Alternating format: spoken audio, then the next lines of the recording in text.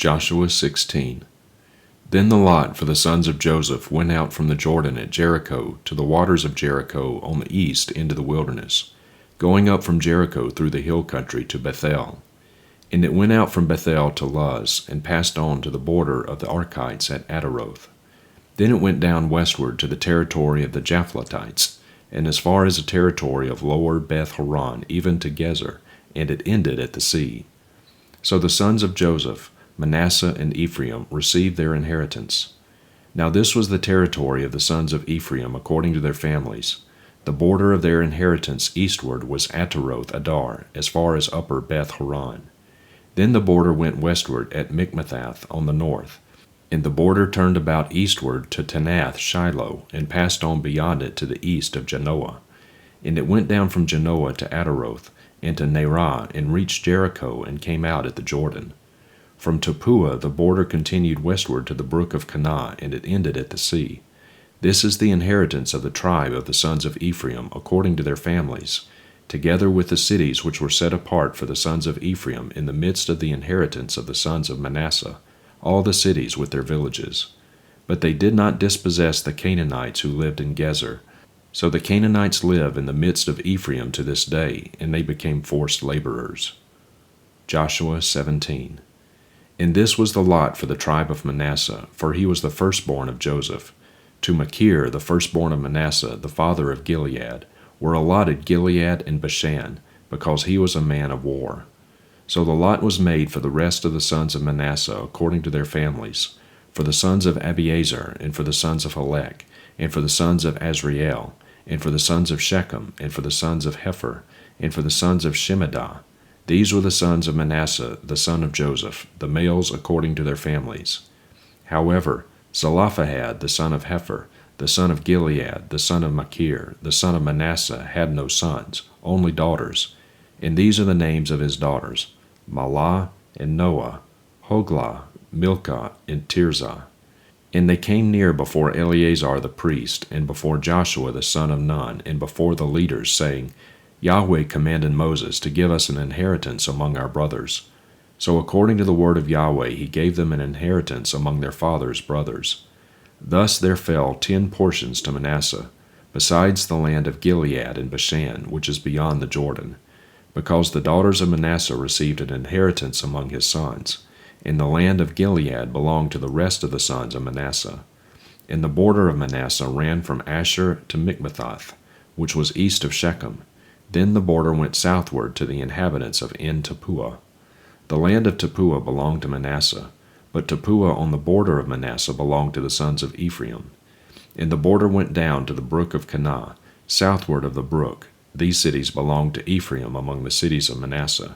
And the border of Manasseh was on the north side of the brook, and it ended at the sea. The south side belonged to Ephraim, and the north side to Manasseh, and the sea was their border. And they reached to Asher on the north, and to Issachar on the east. And in Issachar and in Asher, Manasseh had Beth-Shean and its towns, and Ebleam and its towns, and the inhabitants of Dor and its towns, and the inhabitants of Endor and its towns, and the inhabitants of Tanakh and its towns, and the inhabitants of Megiddo and its towns. The third is Naphath. But the sons of Manasseh could not take possession of these cities, because the Canaanites persisted in living in that land. Now it happened that when the sons of Israel became strong, they put the Canaanites to forced labor, but they did not dispossess them completely. Then the sons of Joseph spoke to Joshua, saying, Why have you given me only one lot and one portion for an inheritance, since I am a numerous people whom Yahweh has thus far blessed? And Joshua said to them, If you are a numerous people, go up to the forest and clear a place for yourself there in the land of the Perizzites and of the Rephaim, since the hill country of Ephraim is too narrow for you. And the sons of Joseph said, The hill country is not enough for us, and all the Canaanites who live in the valley land have chariots of iron, both those who are in Beth-Shean and its towns, and those who are in the valley of Jezreel. Then Joshua spoke to the house of Joseph, to Ephraim and Manasseh, saying, You are a numerous people and have great power. You shall not have one lot only, but the hill country shall be yours. For though it is a forest, you shall clear it, and to its farthest borders it shall be yours. For you shall dispossess the Canaanites, even though they have chariots of iron, and even though they are strong. Psalm 148. Praise Yah, praise Yahweh from the heavens. Praise Him in the heights. Praise Him, all His angels. Praise Him, all His hosts. Praise Him, sun and moon.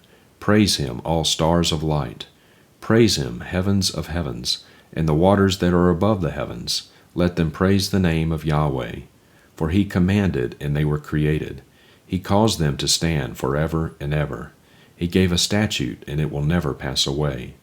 Praise Yahweh from the earth, sea monsters and all deeps, fire and hail, snow and clouds, stormy wind doing His word, mountains and all hills, fruit trees and all cedars, beasts and all cattle, creeping things and winged bird, kings of the earth and all peoples, princes and all judges of the earth, both choice men as well as virgins, the old with the young. Let them praise the name of Yahweh, for His name alone is set on high. His splendor is above earth and heaven, and He has raised up a horn for His people. Praise for all His holy ones, for the sons of Israel, a people near to Him. Praise Yah. Jeremiah 8.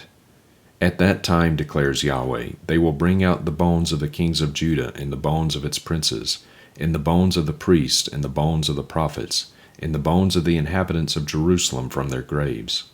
And they will spread them out to the sun, the moon, and to all the host of heaven, which they have loved, and which they have served, in which they have walked after, and which they have sought, in which they have worshipped. They will not be gathered or buried, they will be as dung on the face of the ground. And death will be chosen rather than life by all the remnant that remains of this evil family, that remains in all the places to which I have banished them, declares Yahweh of hosts. You shall say to them, Thus says Yahweh, Do men fall and not get up again? Does one turn away and not turn back? Why then has this people, Jerusalem, turned away in continual faithlessness? They hold fast to deceit, they refuse to return. I have given heed and heard, they have spoken what is not right. No man regretted his evil, saying, What have I done? Every one turned to his course, like a horse charging into the battle. Even the stork in the sky knows her seasons, and the turtle dove and the swift and the crane keep the time of their migration. But my people do not know the legal judgment of Yahweh. How can you say, We are wise, and the law of Yahweh is with us? But behold, the lying pen of the scribes has made it into a lie. The wise men are put to shame. They are dismayed and captured. Behold, they have rejected the word of Yahweh. And what kind of wisdom do they have? Therefore I will give their wives to others, their fields to new possessors, because from the least even to the greatest every one is greedy for gain. From the prophet even to the priest, every one practices lying. They heal the brokenness of the daughter of my people superficially, saying, Peace, peace, but there is no peace. Were they ashamed because of the abomination they had done? They certainly were not ashamed, and they did not know how to feel dishonor. Therefore they shall fall among those who fall. At the time of their punishment they shall be brought down, says Yahweh. I will surely gather them up, declares Yahweh. There will be no grapes on the vine and no figs on the fig tree, and the leaf will wither, and what I have given them will pass away. Why are we sitting still? Gather yourselves, and let us go into the fortified cities, and let us be silent there, because Yahweh our God has silenced us, and given us poisoned water to drink, for we have sinned against Yahweh. We waited for peace, but there was no good, for a time of healing, but behold, terror. From Dan is heard the snorting of his horses. At the sound of the neighing of his valiant steeds, the whole land quakes. And they come and devour the land as well as its fullness, the city and its inhabitants. For behold, I am sending serpents against you, vipers for which there is no charm, and they will bite you, declares Yahweh. My sorrow is beyond healing, my heart is faint within me. Behold, the sound, the cry of the daughter of my people from a distant land. Is Yahweh not in Zion? Is her king not within her? Why have they provoked me to anger with their graven images, with foreign idols? Harvest is past, summer is ended, and we are not saved. For the brokenness of the daughter of my people I am broken. I mourn. Desolation has taken hold of me. Is there no balm in Gilead? Is there no physician there? Why then has not the health of the daughter of my people gone up?" Matthew 22. And Jesus answered and spoke to them again in parables, saying, "The kingdom of heaven may be compared to a king who gave a wedding feast for his son. And he sent out his slaves to call those who had been called to the wedding feast, and they were unwilling to come. Again he sent out other slaves, saying, Tell those who have been called, Behold, I have prepared my dinner.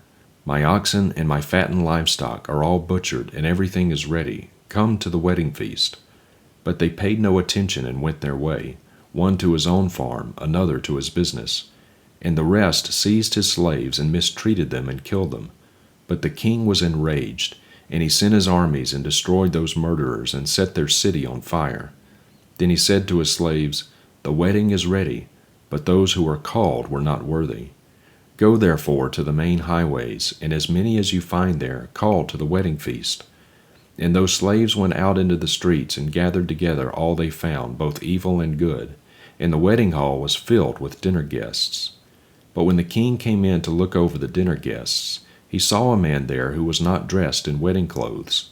And he said to him, "Friend, how did you come in here without wedding clothes?" And the man was speechless. Then the king said to the servants, "Bind him hand and foot, and throw him into the outer darkness. In that place there will be weeping and gnashing of teeth. For many are called, but few are chosen." Then the Pharisees went and took counsel together about how they might trap him in what he said. And they sent their disciples to him, along with the Herodians, saying, "Teacher, we know that you are truthful and teach the way of God in truth, and defer to no one, for you are not partial to any. Therefore, tell us, what do you think? Is it lawful to give a tax to Caesar, or not?" But Jesus, knowing their wickedness, said, "Why are you testing me, you hypocrites? Show me the coin used for the tax." And they brought him a denarius. And he said to them, "Whose likeness and inscription is this?" They said to him, "Caesar's." Then he said to them, "Therefore render to Caesar the things that are Caesar's, and to God the things that are God's." And hearing this they marveled, and leaving him they went away. On that day some Sadducees, who say there is no resurrection, came to Jesus and asked him a question, saying, "Teacher, Moses said, if a man dies having no children, his brother as next of kin shall marry his wife and raise up a seed for his brother. Now there were 7 brothers with us, and the first married and died, and having no seed, he left his wife to his brother. So also the second and the third, down to the 7th. And last of all, the woman died. In the resurrection, therefore, whose wife of the 7 will she be? For they had all married her." But Jesus answered and said to them, "You are mistaken, not understanding the Scriptures nor the power of God. For in the resurrection they neither marry nor are given in marriage, but are like angels in heaven. But regarding the resurrection of the dead, have you not read what was spoken to you by God, saying, 'I am the God of Abraham, and the God of Isaac, and the God of Jacob'? He is not the God of the dead, but of the living." And when the crowds heard this, they were astonished at his teaching. But when the Pharisees heard that Jesus had silenced the Sadducees, they gathered themselves together.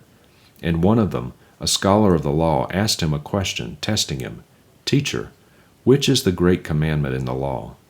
And he said to him, "You shall love the Lord your God with all your heart and with all your soul and with all your mind. This is the great and foremost commandment. And the second is like it. You shall love your neighbor as yourself. On these 2 commandments hang the whole law and the prophets." Now while the Pharisees were gathered together, Jesus asked them a question, saying, "What do you think about the Christ? Whose son is he?" They said to him, "The son of David." He said to them, "Then how does David in the Spirit call him Lord, saying, 'The Lord said to my Lord, Sit at my right hand until I put your enemies beneath your feet'? Therefore, if David calls him Lord, how is he his son?" And no one was able to answer him a word, nor did anyone dare from that day on to ask him another question.